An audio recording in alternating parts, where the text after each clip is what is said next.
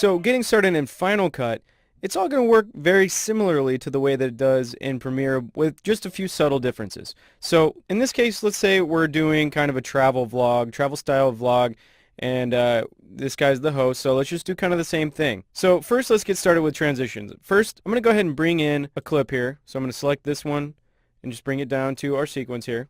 And here what we want to do is go ahead and have a transition between two different clips here. So I'm going to grab another clip and just drop it down. And let's pull down this transition right here.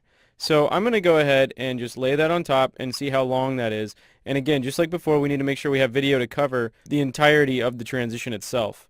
So I'm going to drag this over here. And I'm also going to take the matte layer for this transition, which we have right here, transition matte 7.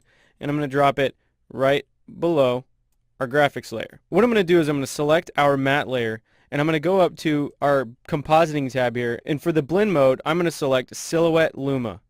So now that we have that, I'm going to select both of those layers and I'm going to right click and select New Compound Clip. I'm going to hit OK, and now I'm going to take our graphics layer, lay it on top, and then put the next clip below it and line it up with the bottom of that. So now we should have a transition between the two clips.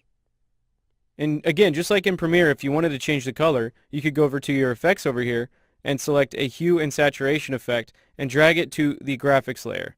Then come up here to the U angle and just change it to whatever color you want. Okay, so now we have kind of another similar intro to the one we had before.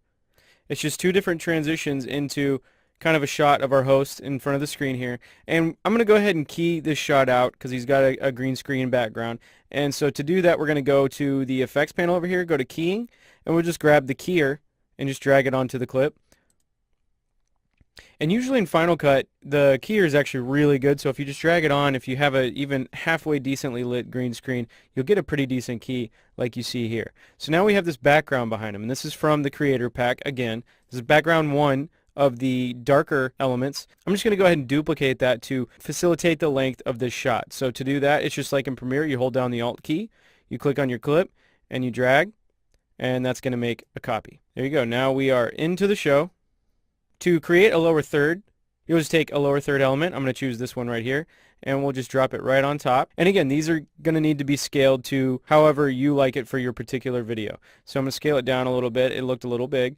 And I'm going to go ahead and grab the transform tools here, and let's just move it down to the lower corner.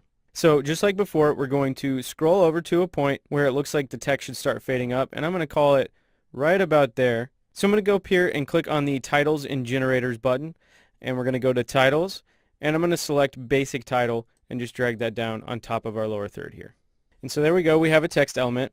And just like before, I'm going to choose Montserrat as our font, and I'm going to use black again.